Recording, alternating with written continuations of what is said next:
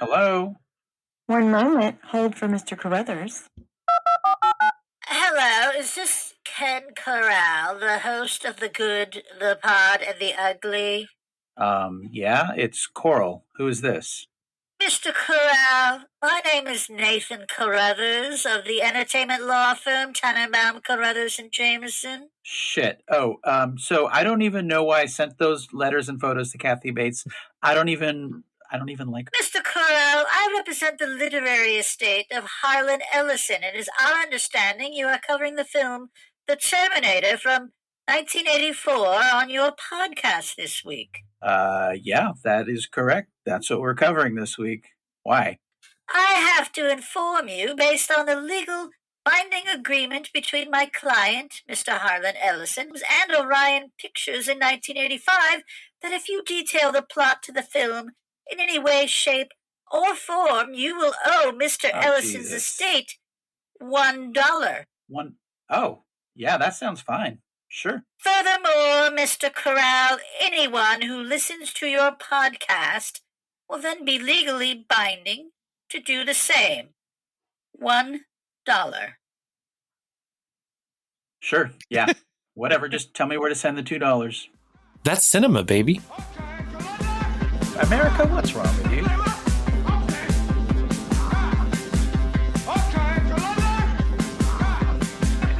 Sonny Corleone was a Long Island tough, big eggplant energy, but it wasn't enough. Quattro lived in a belly, but he got one in the brain. My feet exploded, messy, driving RoboCop insane. Clyde had a gun for fighting, Bonnie wanted one for fun. They was only 24 and 25, and she got 26 shots when they died.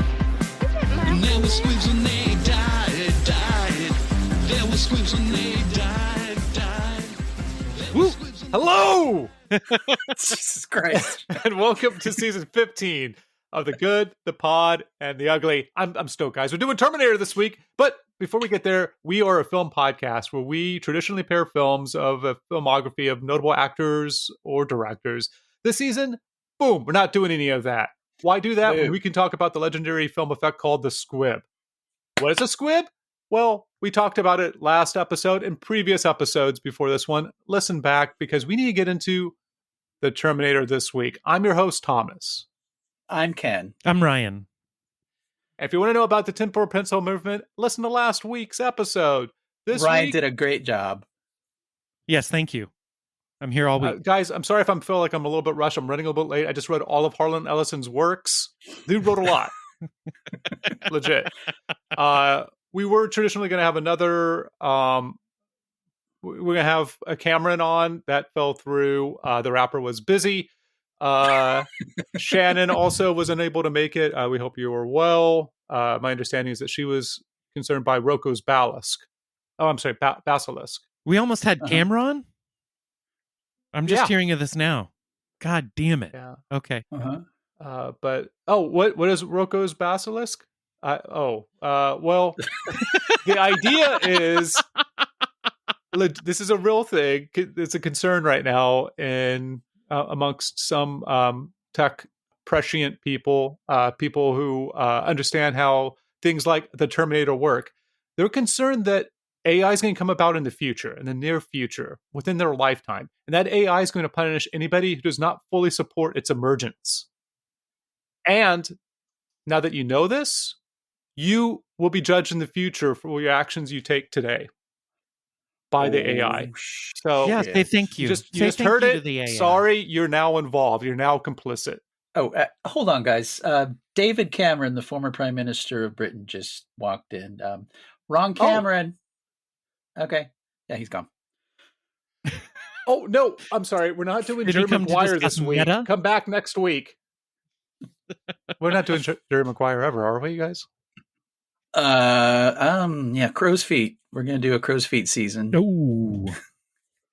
And no, we're not. Welcome to the zoo. This is our first Cameron, isn't it? Yeah. Big Jim. I think it is. Yeah.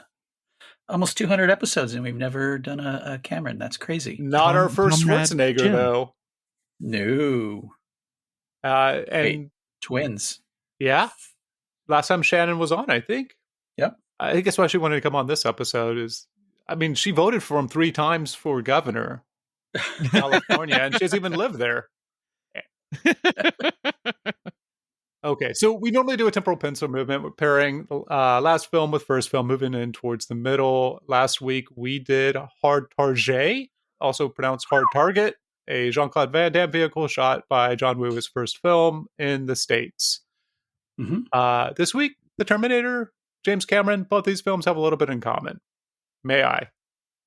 Please do. Both include slow motion shots. Both end in a factory or a warehouse. You guys don't seem very impressed. Okay. Both have a baddie that catches on fire but survives. Yeah. Yeah. That's a good one. And both you see somebody's burned remains. Different people. You see the Terminators and you see the dad's burned remains. Yeah. Trying to get rid of the evidence in Hard Target. Both, I think it's a bingo card slot, but I'm going to say it anyway because it's there. Man buns. Both have restaurants. Both have a pet reptile, if you consider the rattlesnake that Jean-Claude Van Damme befriends for a moment before ripping its rattler off. With his teeth. Yeah. Both are based on previously published works of fiction, if one is to believe Harlan Ellison. Both respond to sequel. Mm-hmm. Both open in an alley at night. Both have homeless heroes who wear trench coats and obtain a magical shotgun. Wow. Both have dogs. Mm-hmm. Remember that's what they called the people on the motorcycles last episode? Yeah. Both have motorcycles. Both have a hero who has a picture of somebody they're looking to find. Wow. Yeah. Both have cops and a police station. Mm-hmm. Who proved to be largely ineffective. Someone is shot at their front door. Wow. Yeah. That corner gets it right through the right through the peephole. Yeah. Yep. Different people. And both have Uzis, both have an arm wound, both have phone sex. Wow. Yeah. And in both, and this is the reason we paired them and displaced the temporal pincer movement just slightly, have Lance Henriksen smoking a cigarette. You wonder how he got that beautiful voice. You just need to watch any movie he's in at this era. He smokes a lot. Yeah, Lance Henriksen, who was originally going to play the Terminator. Cameron had worked with him on Piranha 2, which he was fired from a couple times. And he quite liked him. And the original Terminator script was a very unassuming, fit-in character, kind of like what he would do with Terminator 2 and the T2 robot.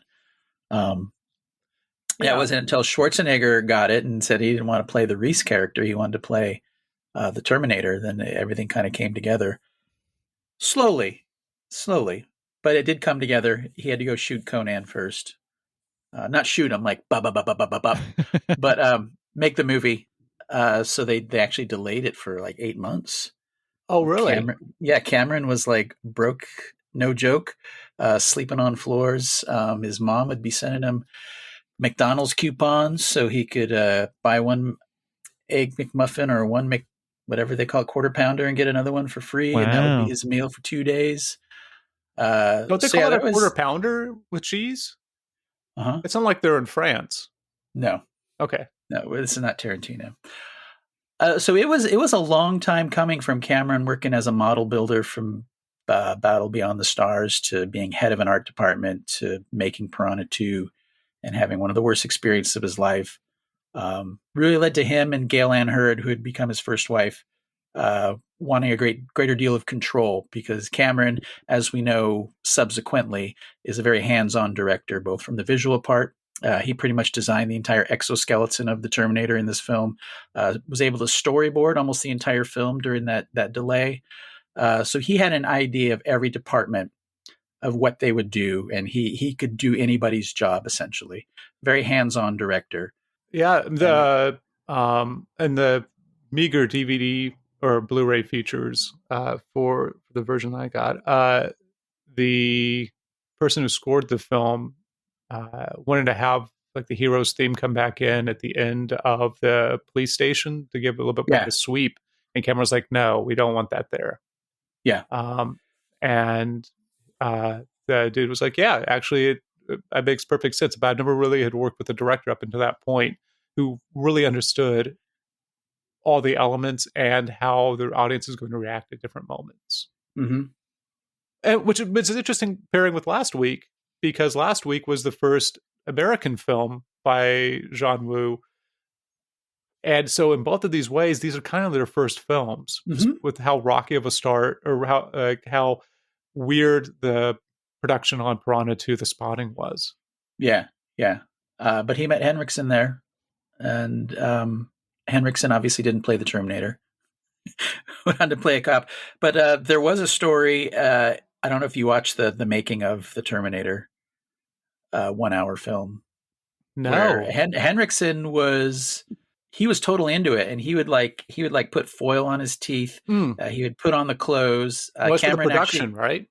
Yeah, when he was going to do like an audition, he came to the office and he was just like sitting there, like he was in the character, freaking out the secretaries and whatnot. Well, hearing that story and then watching this film and expecting at the very beginning for Terminator to look like he does on the poster, and then in Terminator 2 with a leather jacket, and instead having the punk outfit.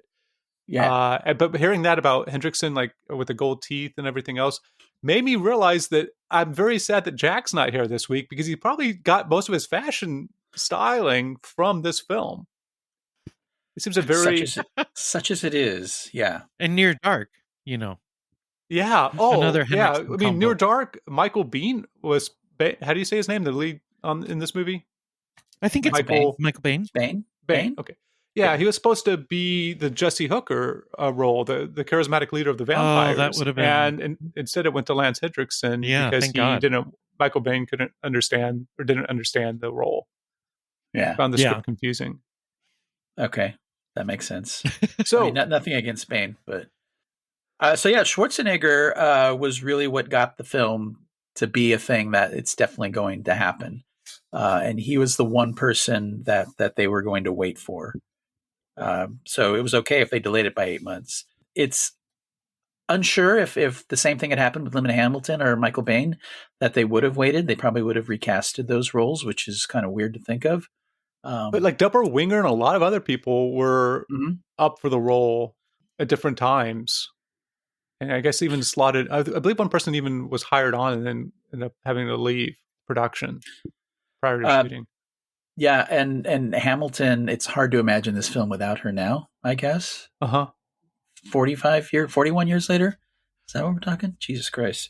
I think, you know what? As I'm thinking about it, I think one of them was Fran Drescher. Is that who I wanted to say? Oh, no.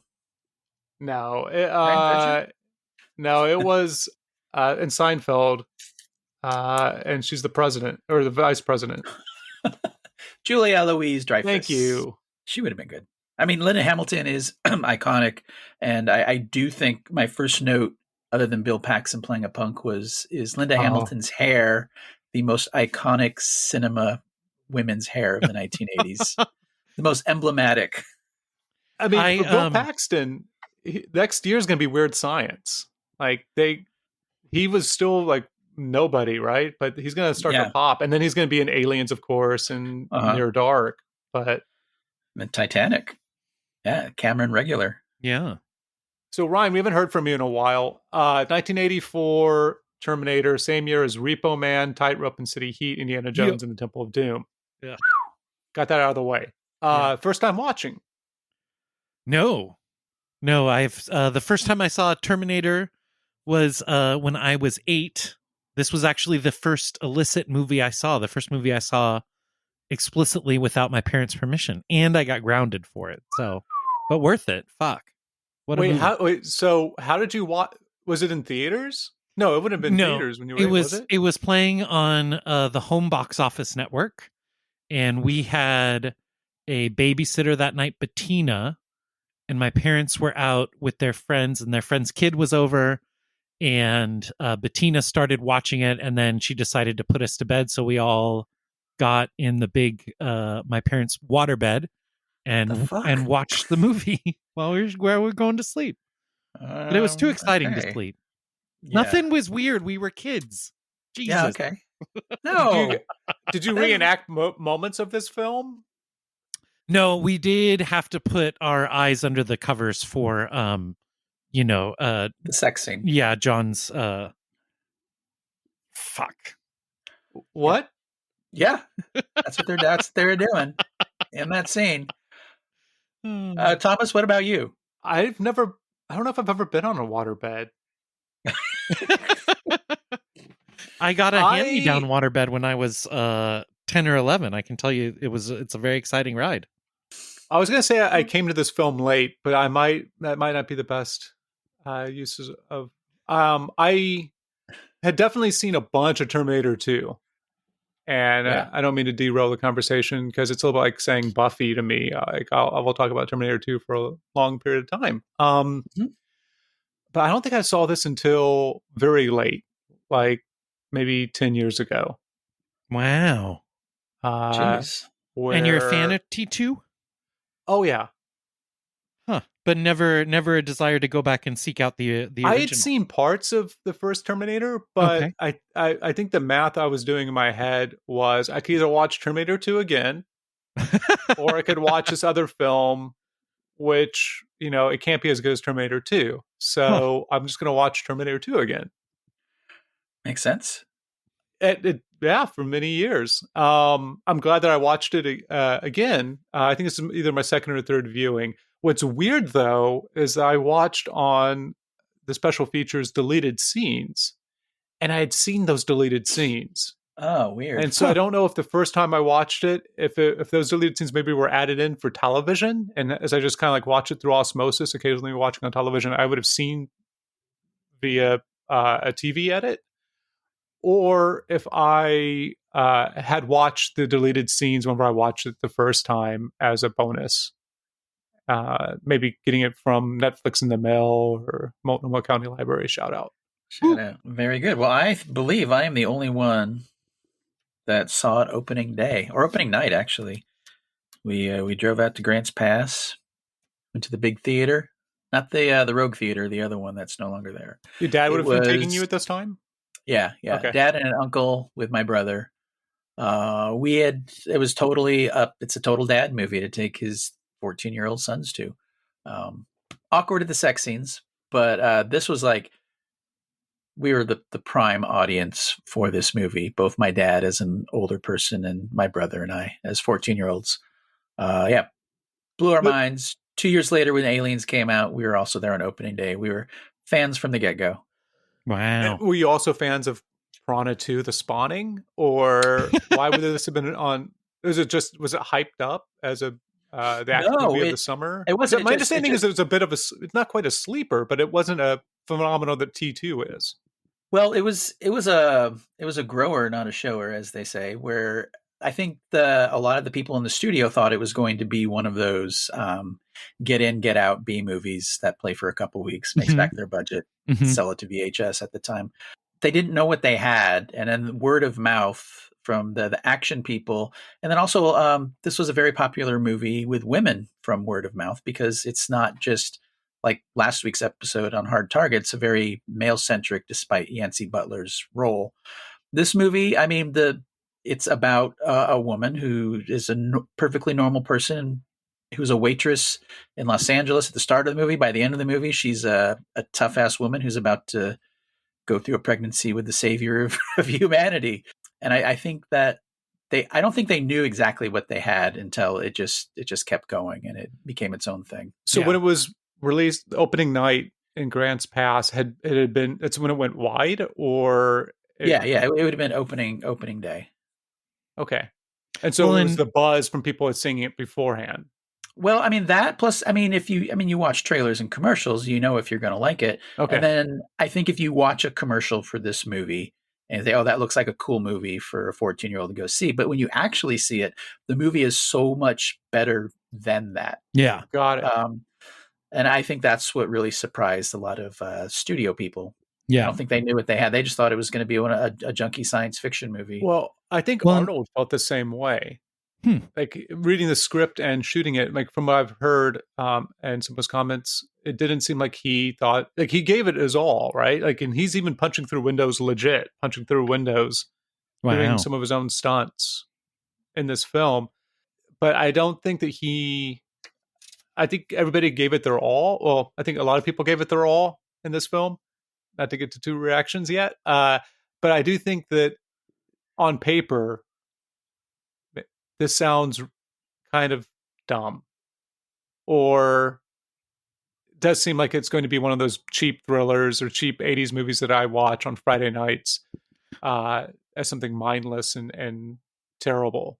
And he had come out of Corman, so I'm sure his reputation preceded him in that way, where he was involved in some pretty low budget stuff. His only credit was Piranha 2: The Spawning. But I think when the script itself, extremely well written and written from a point of view of someone who knew they're going to direct it.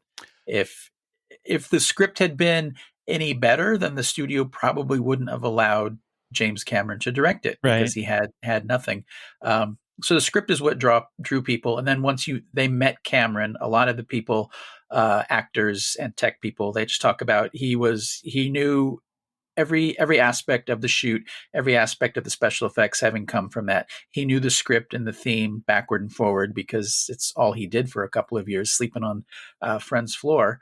That he just had that leadership quality. I think that when they started making the movie, it was just a little bit more than the B movie that a lot of people may have thought going in.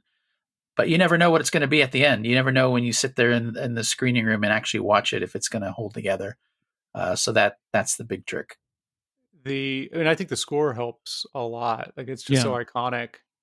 I think, just as a refresher, I guess, this movie became iconic, maybe not upon its initial release, but very quickly. The I'll Be Back, and even his sunglasses, the gargoyles, that brand became huge, know? Well, speaking of how much Cameron knows, like, his script and wrote it and lived it, Arnold really wanted to say, like, well, I'm a robot, I will be back, would be better. Also, with my Austrian accent, I can't say I'll. All. There you go. Yeah. I'll be back. And Cameron's like, nope, the line is this. You will say this line. All right. Well, that was a good conversation about the Terminator.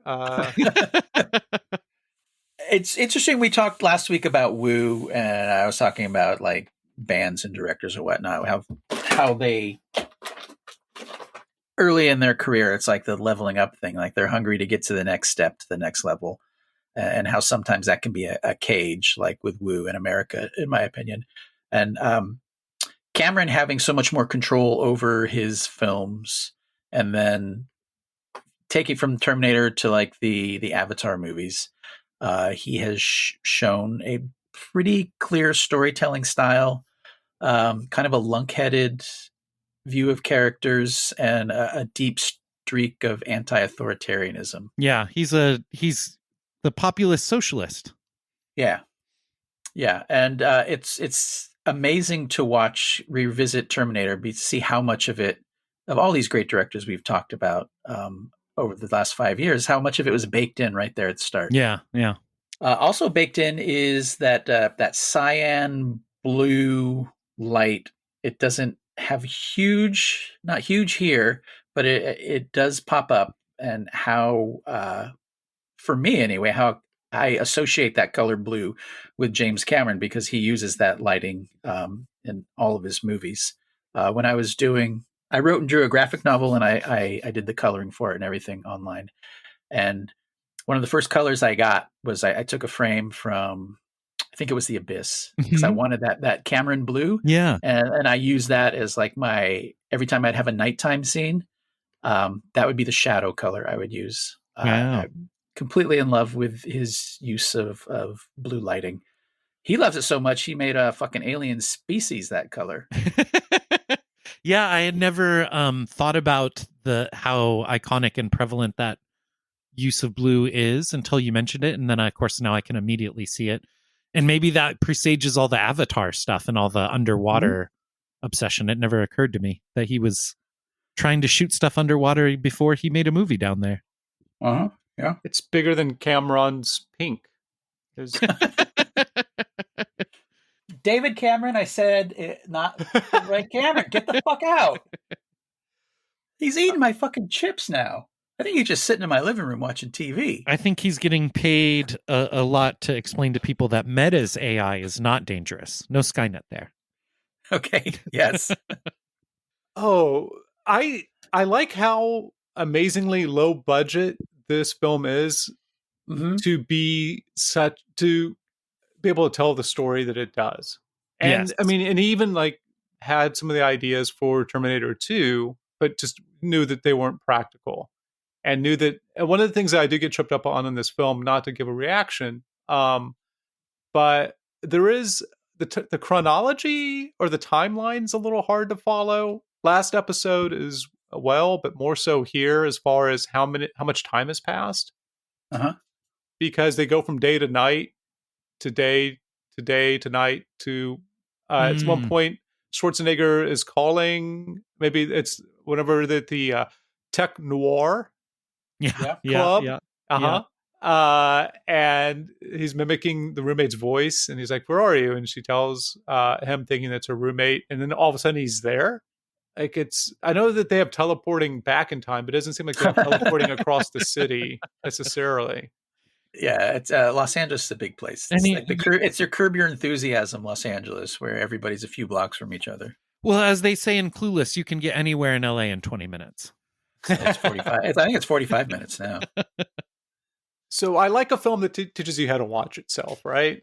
And I think that there's like a lot of this film is silent, and and you just see what's going on, and you know what's going on because, well, there's not a whole lot of plot here, even though there's a whole lot of story. Yeah. That's a great way of describing it. Michael Biehn talks about that in the movie of how much of the story is Kyle Reese running with Linda Hamilton or driving in car chases, and at the same time having exposition, so you never feel like the movie stops for it to explain what's happening. Yeah, because something's always going on. It's like the walk and talk for Aaron Sorkin, but it's like driving or car chase and talk for Cameron. Yeah. And you barely even know that you're just being fed exposition because it's being told in the middle of an action scene. And for a certain kind of action director, I feel like this kind of approach of, very propelling and minimal dialogue, it's like a form of pure cinema, just to be able to tell such elaborate stories and have so little character backfill. Mm-hmm. Yeah. I want to talk a little bit about the sequencing of the opening to that, but this just reminded me when I watched it this last time, I really tried to watch it as though I didn't see Terminator 2 first, and I didn't know what was happening as a moviegoer. When I would figure out like Schwarzenegger was a cyborg and other pieces to it. But this is really a film that there's a few films that the spouse and I talk about where we wish we could watch it again for the first time. To have that experience, and then when we find somebody who's not seen the film, to introduce them to the film so that we can experience that with them. Going in with no idea what it's about. And Terminator 2 ruined that for me for this film. Not to in no way diminishes Terminator 2, but it is a little disappointing that I could never have seen this film like Ken. Walking into a theater not really expecting like, okay, yeah, it's a science fiction something or other, but to see this film without having the baggage of Terminator 2 or any of the other because the plot point of or Kyle Reese being John Connor's dad, everybody knows it going into Terminator now because you've seen Terminator 2 right and the other ones, but like watching it for the first time, once that clicks in the third act, you're like, oh, wait a second, they just fucked. Wait. It's like such a great moment when you figure it out. And maybe if you were so into the movie, you didn't even bother thinking about it, how exciting that reveal actually is. Well, I've read a lot of Harlan Ellison, and anytime somebody goes back in time, I'm waiting for the grandfather paradox, right? I'm waiting for the moment where the person impregnates somebody who will become their father. Do you want to talk about the threatened lawsuit by Harlan Ellison and how they settled out of court and how Cameron is still upset about it to this day? Oh, really? I mean, we Yeah. talked a little bit about this, I think, at Andrew's birthday, but Yeah. you have most of the facts there. So why don't you say what? And I'll make up lies. Well, first of all, Ellison liked the movie, but then he started thinking of how similar it was to a teleplay for Outer Limits. He wrote 2 episodes of The Outer Limits, one called Soldier, the other called Demon with the Glass Hand. Subsequently, fans see a lot of Demon in a Glass Hand also a lot like Terminator. But Ellison and Cameron deny that that was ever part of the threatened lawsuit. So yeah, he threatened to sue, and then Hemdale and Orion were the ones that just wanted to settle. I think it was like $65,000 they paid him off, and then he has a credit at the end of every subsequent release of home video to streaming today. Wow. And I actually went back and watched both of those Outer Limits yesterday after watching Terminator because I'd never watched them in that proximity before. And I think Cameron's right. I think there's a lot of theft in Hollywood and there's a lot of borrowing, but there is not a lot in Soldier other than a central conceit, which Ellison himself would repurpose a number of times. I just don't see it other than 2 people from the future in the present. Well, it's a little bit like that one Buffy episode where listen back to last week's where it's a callback. Really? Is there an Ellison ripoff in Buffy too? I'm sure. There's got to be somewhere. Yeah. But Ellison was lawsuit crazy and a very publicly angry man and did not play by Hollywood's rules of always being nice to other people in the business. Beloved by teenagers worldwide. If you're a nerd, I think sometime in your late teens, Thomas, this would be a few years ago for you. Yeah. You kind of go through an Ellison phase. And I was right there. But I don't think there is enough between them that a lawsuit would have been won by Ellison, honestly. It would have been bad press though for it to come out as like the Ellison remake. They threatened Cameron because they said if we do go forward with the lawsuit, then you're the one that's going to be liable. If we pay him off now, it's coming from Orion Pictures and Hemdale Films. Oh, wow. Not from you. And so Cameron at that time was still, very recently a poor boy. Yeah. So that was last week's episode as well. Yeah. Oh boys. Yeah, but boys.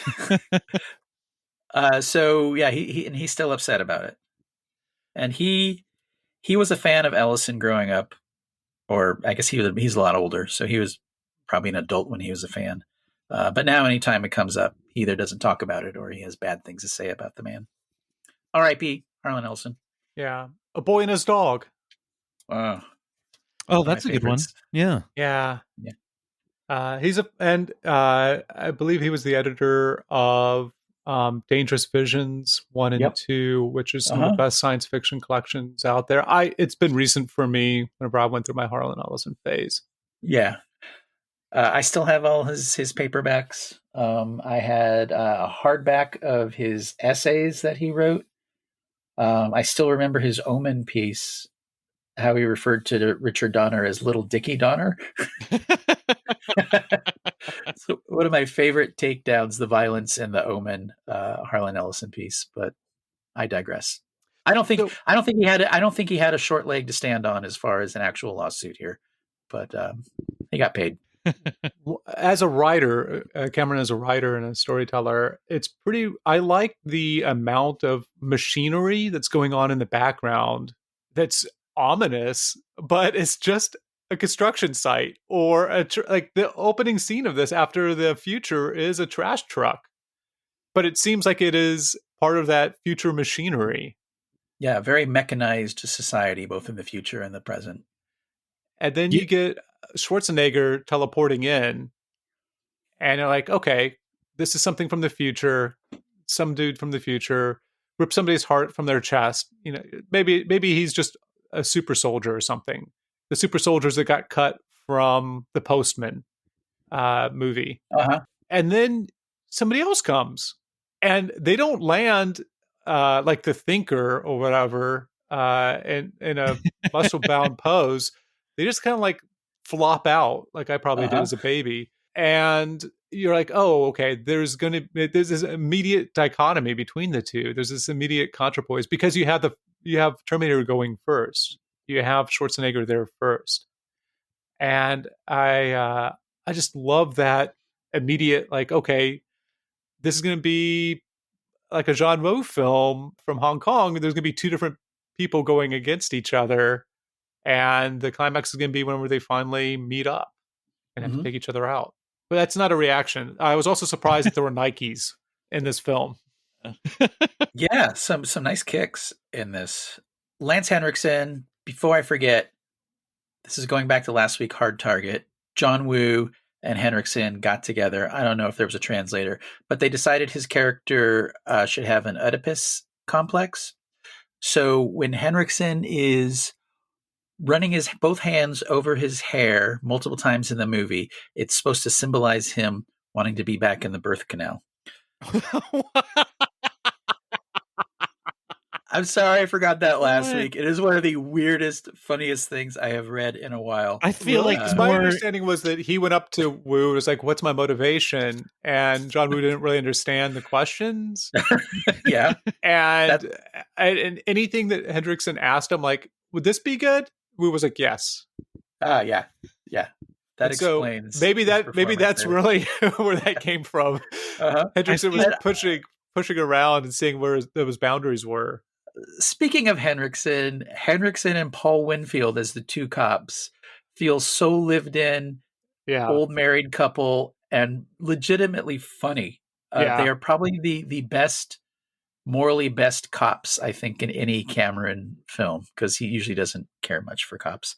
The cops are kind of useless here, really, if you think about it. But they do have that alien working class vibe. Yeah, their chemistry is great. And it is really sad when they both get killed. Although Henriksen gets killed off screen. Womp womp. Womp womp.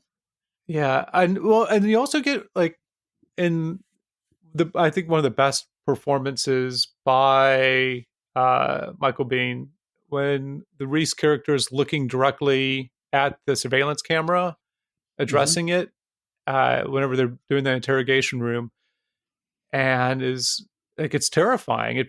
This movie's very close to a horror film throughout, with jump scares. Yes. And this idea of something coming for you that's unstoppable, like a zombie, or I guess it's probably closest to a zombie than like a vampire, because it doesn't really have the intelligence. I mean, it has the ability to mask voices, and it's just this wild, unstoppable force. But what I think is really nice and nuanced is that Winfield is buying into it a little bit. Yeah. Like he's not converted. But there is a sense of that he's not completely dismissing this person as crazy out of hand. Yeah. That he's just reserving judgment because there's no reason to like pick on this guy one way or the other. And yeah, it turns out that this guy's not crazy. Yeah. And also, I mean, there's a lot of exposition in their stuff that is done in almost a funny way, where it's like their characters are butting up and Henriksen's handing him a file. And then he's saying what's in it.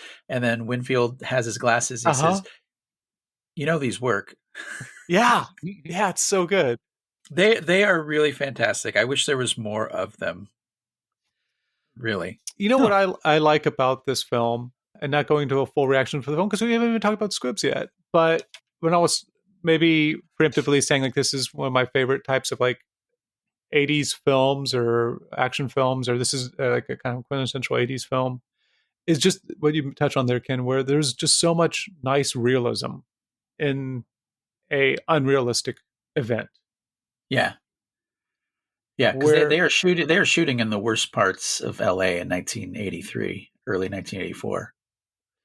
Yeah, it's nice to see a different part of LA captured on screen. And that Linda Hamilton, Sarah Connors, has a job, and she doesn't like her job, and doesn't like her job, but is doing it anyway. Like, has to make money. Isn't aspiring to be, I don't know, the savior of humanity secretly, or doesn't have I think a cheaper film would also have her be a medical student or a secret hacker on the side. And no, it's none of that. She really is a fairly average person on paper, at least. And I think that's part of the appeal, that any one of us could potentially be that person who, raises the savior of humanity against the machines. And yeah, you're right. She's not special in any way. And that's what kind of makes her special. But there's all that Go- kind of like weird fantasy hero, armchair dad stuff and a lot of action movies where it's like, if push came to shove, I could do that. Uh-huh. I could be Bruce Willis and Die Hard. I could, I don't know, ride a motorcycle like a surfboard and do a flip up or a car. Uh-huh. Like if my life was in danger, or I guess the appeal of like the Taken movies, like Liam Neeson is an action star with this, particular set of skills. It's not an average person who's activated necessarily, because she's still kind of, I mean, I think the idea that any of us have like all of us have potential, and it's not like she all of a sudden becomes a superhero even at the end. She's still learning, and even in Terminator 2, it doesn't jump the shark, right? It doesn't make her in any way equal to the terminating forces that are coming after her from the future. Yeah, she gets stood up on a date. Yeah. Which is a great way of showing that she is single while also not being obvious exposition. So when she does hook up with Kyle later, you already know she's single. It all kind of goes together like a puzzle. Mm-hmm. Yeah, you could tell they worked on this quite a bit. So Cameron had a dream, and in the dream it was like the kind of the Terminator robot, the exoskeleton, as like a Michael Myers slasher type character. And he actually did a drawing of it, like at the end where the exoskeleton's upper torso is crawling towards Linda Hamilton. He has a picture kind of from that, but the Terminator is holding like a butcher knife, like Michael Myers. So he really saw it as the slasher part of it, where it's an unstoppable creature. And then the reason he wanted like Sarah Connor to be like the lead character is because of Ripley from Alien being like the first science fiction movie with like a female protagonist. Mm-hmm. Mm-hmm. So that's the kind of stuff that was going on. And also he was like, had been fired from Piranha 2 and didn't have a place to live, and all that Sylvester Stallone and Rocky stuff.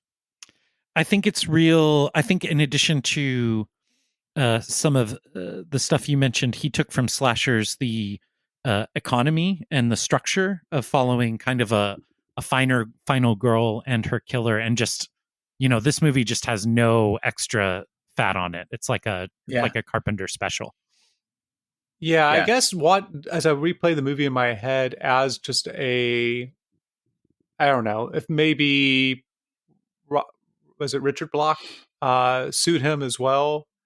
I guess it's Psycho. I'm trying to think of like who would be. No, I guess there's not really good slasher books out there, are there? Because it's not like Friday the 13th is adapted from, or Halloween is adapted from a book. No, that's fascinating.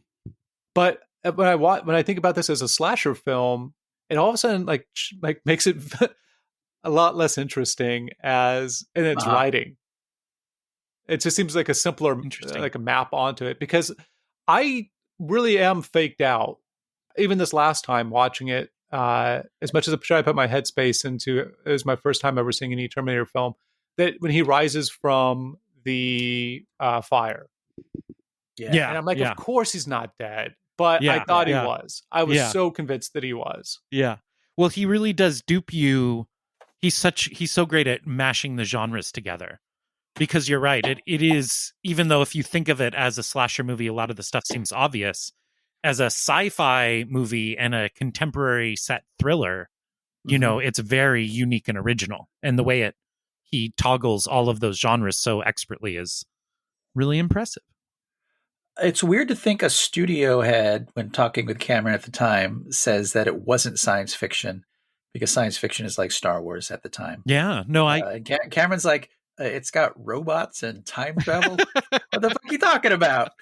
Well, it's science fiction. It reminds me, I was actually thinking about this when you guys were talking about Harlan Ellison. To me, I loved sci-fi as a teenager, but it was all movies and stuff, because a lot of the books that I read the back of seemed so impractical. I'm not gonna. I'm sorry. I'm saying why I didn't pick up a Harlan Ellison or an Orson Scott card. So I'm not going to pretend like I actually cracked him open. Okay.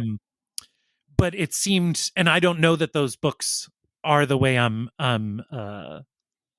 characterizing them, but Terminator, like Game of Thrones or like a lot of other work, is so grounded in something that it doesn't feel like the genre it is, even though it so obviously is, you know? Yeah. Yeah, I understand. Yeah, because the movie's not about time travel technology. In fact, they basically don't talk about that at all, aside from living matter, for whatever reason, can go back, but other things can't. I do think that one of the studio notes was that they wanted to have a dog come back with Reese. Which would be kind of cool, a future dog. But I guess we had those here in the past. Maybe it was a robot dog. I can't remember. But that doesn't make a lot of sense. And the dog would keep looking for a public toilet because dogs from the future are trained better and have evolved to use human toilets. And everybody like, oh, what's that dog doing at the urinal? It's just like a dog standing up with its front paws in front of a urinal. All the dog walkers in LA go on strike because now they won't be able to have an income from walking dogs because they can just use the toilet inside. Wow. What wild bits to take from a future dog scenario. Yeah, future dog. Hit us up, Hollywood. I enjoy watching people make pipe bombs. I just wanted to have a quote at the end of this episode. If the listener hasn't listened past the awesome theme song, Ken will pull choice quotes. Sometimes the ATF will give us a call, and sometimes Harlan Ellison will. From the grave. Yep. Did you see that Brad Fiedel, the composer? Did you see the interview where he was talking about having the film screened for him before he was signed on as composer? How he, in going in and knowing it was about, he thought it was just going to be a crappy B movie, but then by halfway through the movie, he was like totally into it.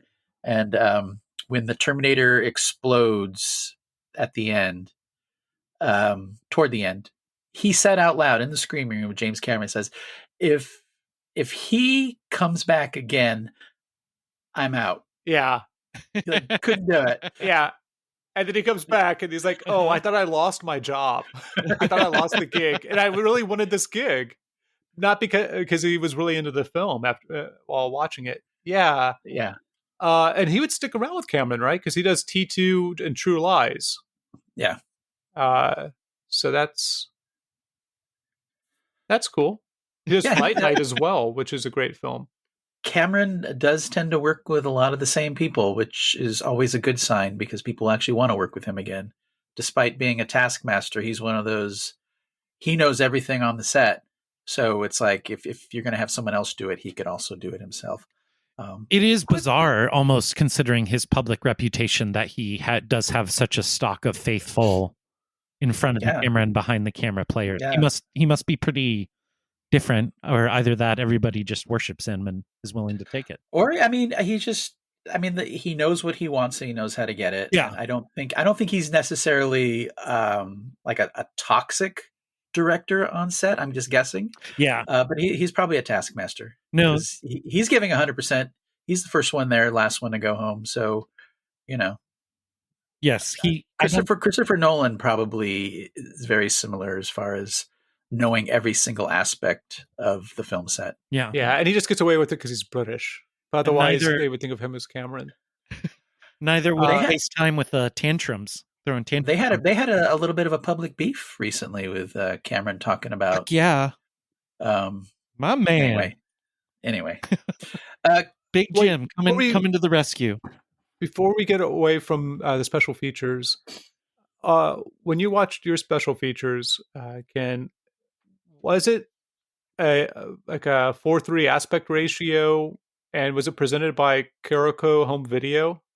No, it was not. Okay, my version was, but I was like, oh my goodness, because we talked about that in the First Blood episode. Go back and listen to that, Kariko. But yeah, it seems like all the special features on the Blu-ray that I got, at least for this packaging of them, was Uh-huh. there to promote Terminator 2. Like this would have been the special features they had on the DVD that went along with the Terminator 2 DVD. Yeah, and I think some of what I watched was from that, because a lot of it's from the set of T2, and then there's stuff afterwards, and then there's interviews that are earlier. So it's more of a composite. It's pretty good too. I learned a lot that I didn't know about it, and I think we have never talked about Cameron before. I think James Cameron is the greatest of all time as far as climactic set pieces, and I think it starts with his first movie, Terminator, where that whole end sequence, it moves from locations, but it's a good 20-25 minutes action set piece in various locations. Mm-hmm. And I think every single movie he has made since, even Titanic, which isn't an action set piece, but it's a gargantuan set piece. That I don't think anybody has ever gotten even close to being able to logistically create a story that always ends with just amazing 30 to 45 minute set pieces. Yeah, I feel like he is the greatest post Spielberg Hollywood blockbuster auteur. Just everything he does is pretty exceptional and pretty advanced in every possible way. Yeah.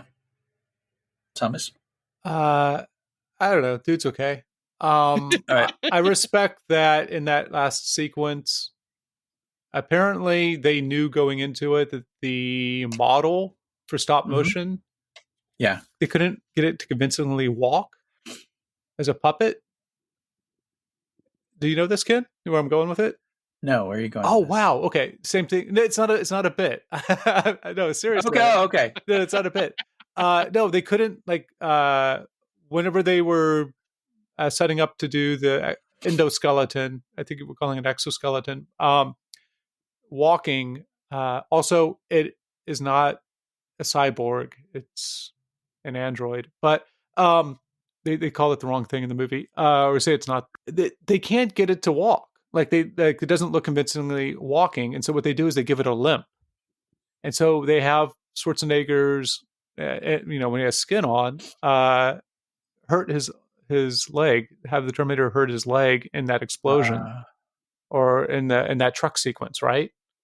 Yeah. And so that he's limping a little bit, and then that lets him then limp as convincingly or more convincingly as a stop motion creature.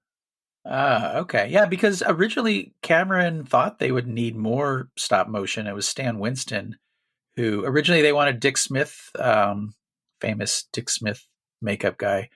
He recommended Winston for it, and Winston's the one that felt that they could build a puppet rig for the upper torso and then the legs, so they could do as much in-camera practical as possible. It's to the credit of the final film that it works so well. But also, whenever they were building the skeleton, the Terminator skeleton, and they got stuck on a body part, Winston would go ask Cameron, and he would could you sketch it out for me? So almost 99% of that entire Terminator is based on different drawings by James Cameron. So he knew it inside and out. It's pretty amazing. Yeah. Winston, Stan the Man Winston also did Tank Girl. So he's got some cred. Yep. Also did Jurassic Park, which has one of the best combinations of early CGI and practical effects. Also did Iron Man, so we have him to thank for the MCU. You lost me, Stan. Also, wait. Yeah. He did a television series called Manimal. Oh, Manimal's great. Yeah, I had no idea this thing existed. Do you know this, Ryan? Manimal? No. Manimal. It only went for 8 episodes. Boo! America, what's wrong with you? Simon McCorkindale as Manimal. The show ran ran until December 17th, 1983. The show centers on the character John Chase, a shape-shifting man who could turn himself into any animal he chooses. He uses this ability to help the police solve crimes. Yeah. Sounds pretty good. And so, yeah, he did the special effects for the transformation into like a wolf and maybe an eagle or something. I don't. Yeah, there was like a marmot and a pigeon, whatever. Squibs. What do we think of the squibs in Terminator?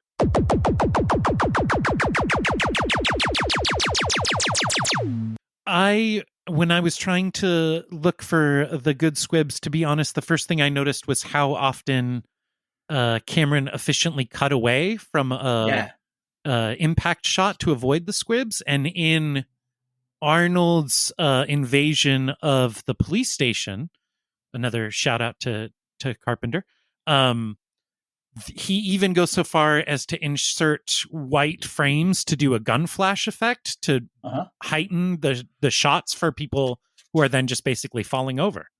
Yeah. I remembered a much, much bloodier, more Verhoeven-y type experience than it actually is. Same. And a lot of times when Arnold Schwarzenegger as the Terminator gets shot, it's more like smoke squibs, I want to say. Yeah. And less blood squibs. Really, Paul Winfield. Paul Winfield's is probably the most upfront traditional blood squib that we get. Yeah. There are several, in, but they're saved for special. Yeah, moment. in Techno Noir, I think that there's a few. There are. I think somebody gets used as a shield. And miraculously, Sarah Connor's roommate, we get a satin squib, not to the level of Scarface. I did not know that would be on our bingo card. No, but to that, I remember this being a lot bloodier, and I think the laser pointer, the laser scope on the gun does a lot of the work for us, right? Is that for Cameron to cut away from? This is one of the earliest, if not the earliest, uses of a laser sight in a movie. And you're right. It's hard to imagine the movie without it.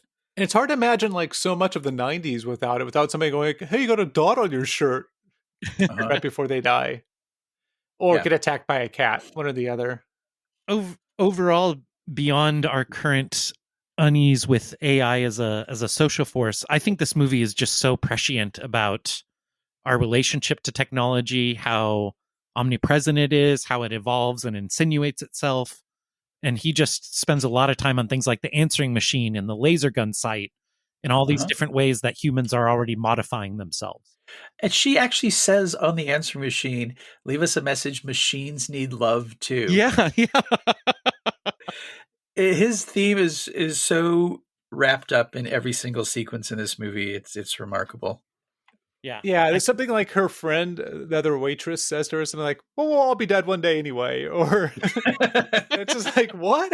Wow. Okay. Yeah. I guess that's putting it in perspective.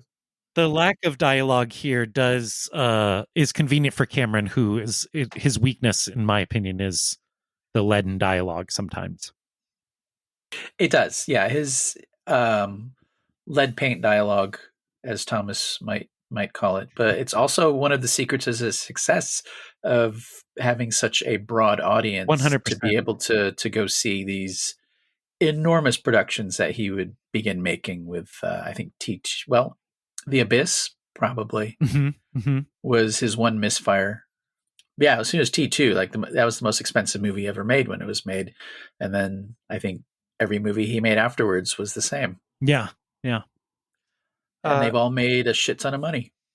Yeah, I used to think his dialogue was very poor, but it's so effective. And as you said, it opens the movies up to so many people.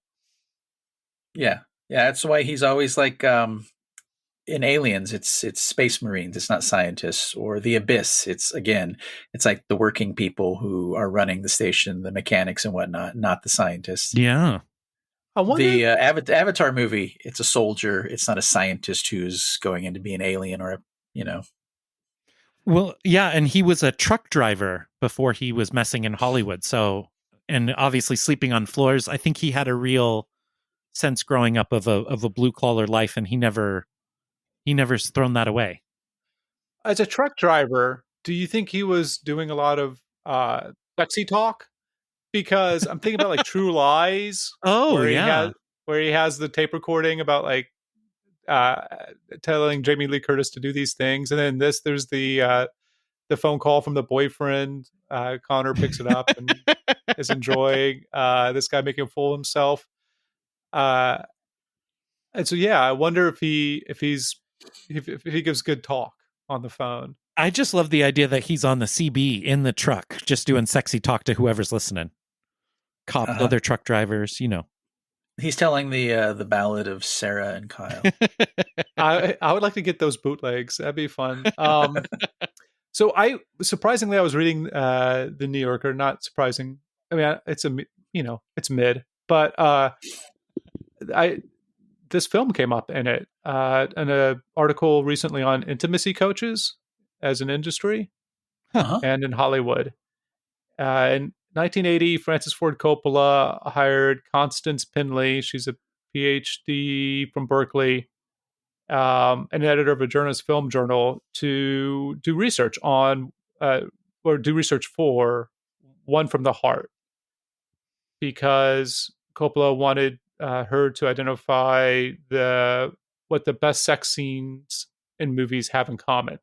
To that end, she asked a bunch of people, got a bunch of stuff. After reviewing hundreds of films, Pinley gave Coppola a report that outlined two main criteria for a good erotic scene. First, the characters are not supposed to have sex. There has to be some kind of big difference between the two, she said. One that makes their encounter unlikely. Second is one or both of the characters is under the threat of death. As an example, Pinley offers the sex scene between Linda Hamilton and Michael Biehn in The Terminator, in which the latter plays a man from 2029 who has traveled back in time to rescue Hamilton's character from a cyborg assassin played by Arnold Schwarzenegger. If you see it out of context, it's okay, she says. But when you know he's from the future and they're being hunted, it's really, really hot. Discuss. Yeah, agreed. To be honest, my mom had this haircut in the 80s, and so Linda Hamilton has never been acceptable to me. I just that's fair. I can't even I realized while watching it this time, like, that she is an attractive person, and it's just impossible for me to be attracted to her in any way, shape, or form in this role. So there you go. Okay. You had to wait till Beauty and the Beast to have the hots for her. She was more attractive, and that wasn't one of my shows, but yeah, she was pretty in that one. Yeah. Yeah, George R. R. Martin. Yeah. This has one of your favorite things, Thomas, which I don't know why we didn't discuss last week, but people getting shot with a shotgun and then getting blasted across a room. Well, that's one of Jack's favorite things. Okay. Yeah. I get you Zoomers mixed up. I'm sorry. They're all the same, I thought. Yeah. Hey. This is a difference. Important to note. All on their phones, not having sex. Yeah.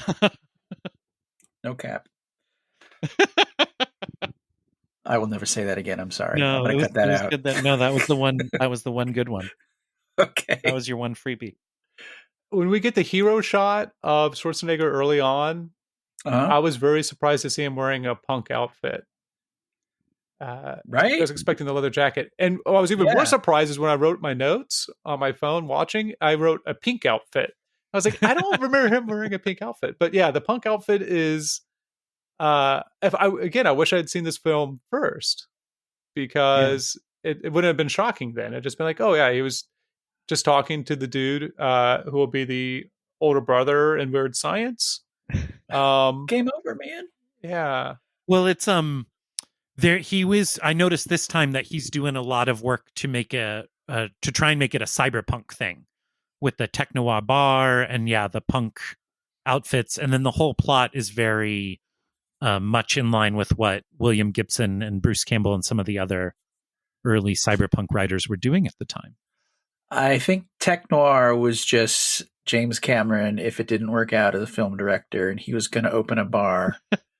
Obviously, that's the name he would pick. He said on the behind the scenes that were on my Blu-ray, which may have been a bit different, he said that he was trying to make it a genre. That's what he thought of. Name the bar that, because he wanted it to be a thing. It does sound like a James Cameron genre, tech noir. Yeah. And it is something, I mean, I think almost every one of his films could have and sometimes has spun off whole little exploitation genres. Yeah. Do we have an award for best Squib? I think the cop. Paul Winfield? Yeah. I'm going to go with that. Yeah, that was the one. Yeah. I Or didn't maybe like the seeing first him go. person who gets shot in Tech Noir, because that is very startling. It's wild how Winfield gets killed, and then Henriksen's like, ah! And then it just cuts the Terminator shooting at Henriksen, but we don't see any of that. I don't think we need to, but also it's kind of weird. It probably is a shot that was botched, and it's bugging the hell out of Jim to this day. Probably. There's a moment whenever he drives the car in and he comes back. He returns and he's walking down the halls shooting, and it's seen from behind. And having watched Elephant very recently, it felt a lot like a school shooting. The Terminator going through there, and it felt terrible. And then there must be some musical cue or something happens that then makes it back into an action film. But there's a moment in there where it felt very, very disturbing, like I'm watching an active shooter. Yeah, yeah. And at the time, that was one of the complaints: is glorifying a robot going in and killing a bunch of cops. I don't know if these people actually saw the movie. It's seen as a bad thing. Yeah, no, but that scene was infamous at the time. Yeah, it was. It was a big deal. Okay, the thing that I think is always interesting around. We talked a little bit about JCVD last week as an actor. We didn't go too deep into it, but it is interesting. Of course, Schwarzenegger makes sense as a barbarian, as a machine sent from the future to blend in with humans. But that's why it works, right? Is because he looks still like a machine. Like once you get up close, you know it's a fake. But you're not supposed it's to. LA. You're not supposed to. No, but the machines aren't. It's T2 where the machines perfect the Terminator. He's he's the clunky beta version. Oh, is how I've always taken that as why he doesn't speak very much. Why his accent is the way it is. His movements are mechanical. You know. So so if you watch this in French, or I guess any language probably other than English, it's dubbed.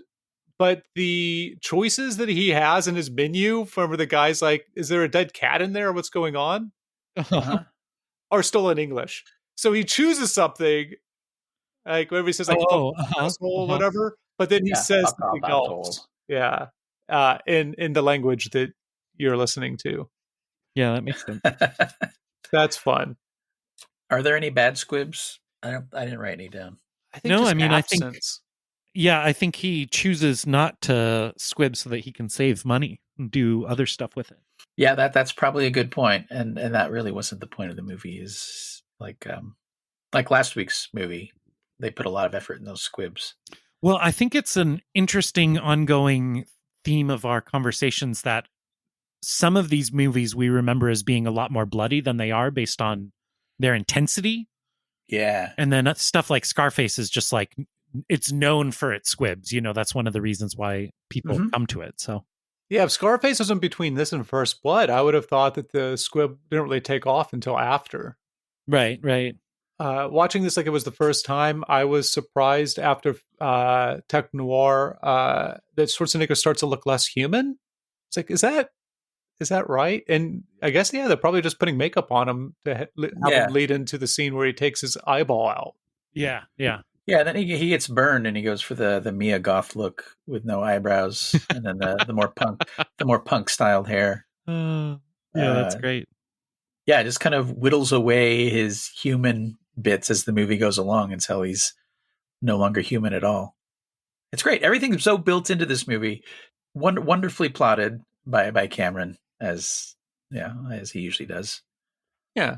Jump scares, the boyfriend outside the door, the lizard knocking something off the fridge. I mean, it does maybe ruin the film a little bit like knowing that AI is going to be very upset at me in the future for not supporting it more and will be punishing me, to have the slasher film now in my head as like a direct map.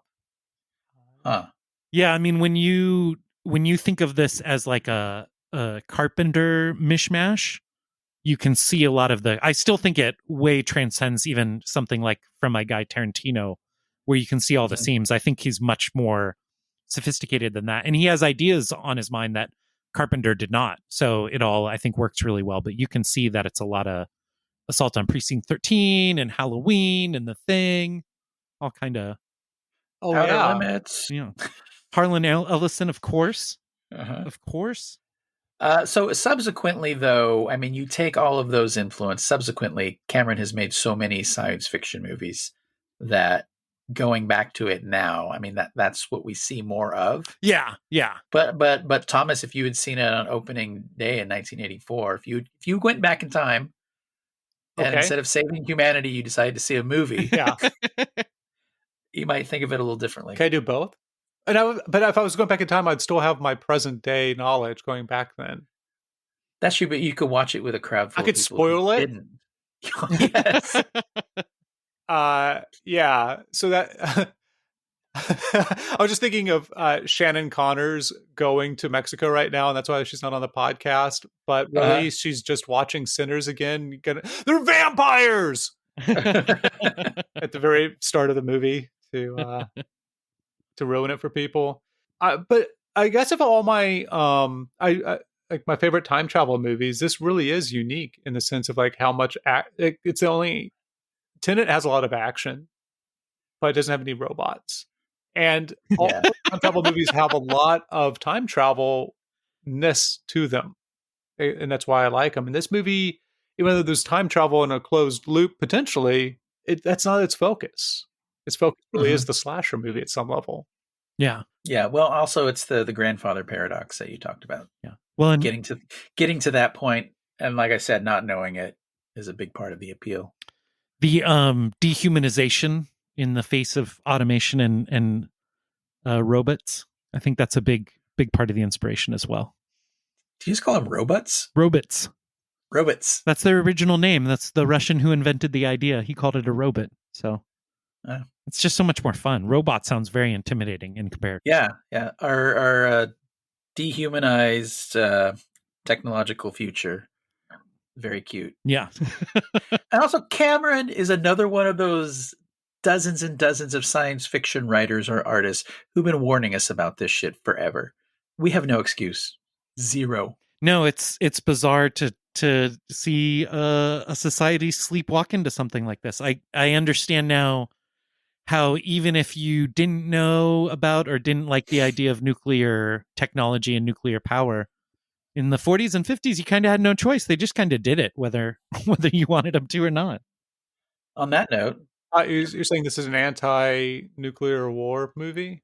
Not so much this one as the sequel, but yeah, that's amongst one of the many things I think he has on his mind. One thing that I thought was interesting is that, and again, I remember seeing these deleted scenes, but one of the things that he cuts out of the film is at the end scene before, right before Sarah Connor's put into the ambulance, there's people walking around inside, employees, and one of them picks up a computer chip, and he's like, I haven't seen anything like this before, or some other clever Cameron dialogue. And then Sarah's put into the ambulance, and then from there we pan up, and we see that they're at Cyberdyne Systems. Which I always assumed was like watching it this time before I watched the deleted scenes. I was like, yeah, that happens in the film. Like that's where they are. And I don't know if that's the influence of Terminator 2 or why that. I understand why some of the other scenes get cut, but I don't understand why that gets cut from the film.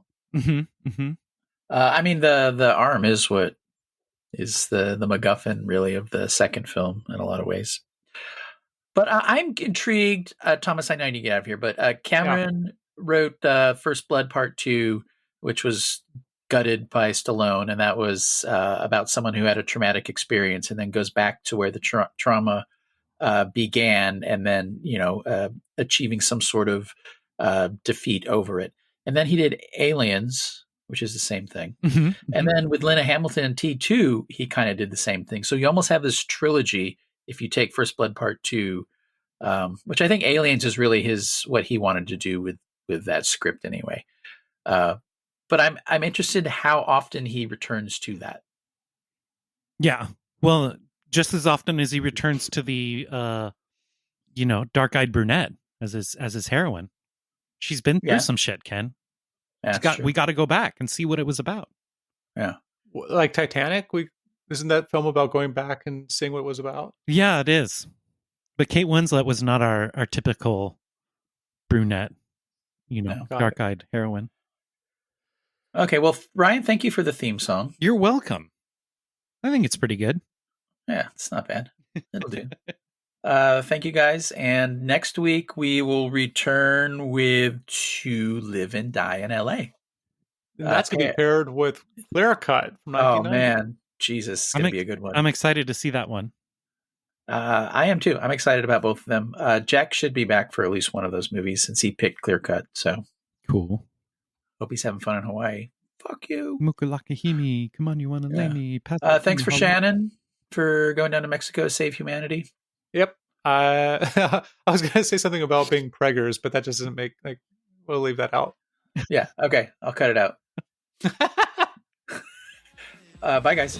Bye. Bye. They died, yeah, they made a big mess when they died. On they follow Walker down South American way. It got squibby, sticky, messy when they got there that day. Peyton lost his love and so he made a face. Django met a dentist, but big holes in little brains. Montoya's chest exploded, somehow wasn't the cocaine.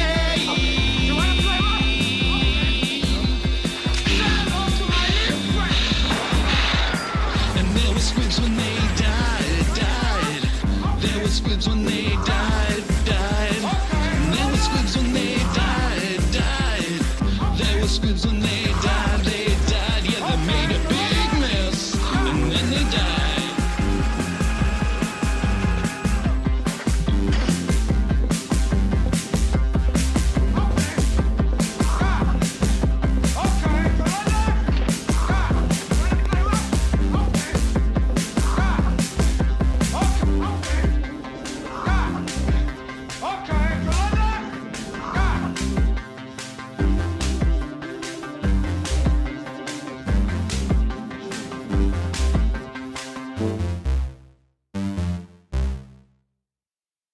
You will be judged in the future for your actions you take today. Oh, no. What the fuck are you talking about? A lot of the books that I read the back of. I enjoy watching people make pipe bombs. Wah, wah.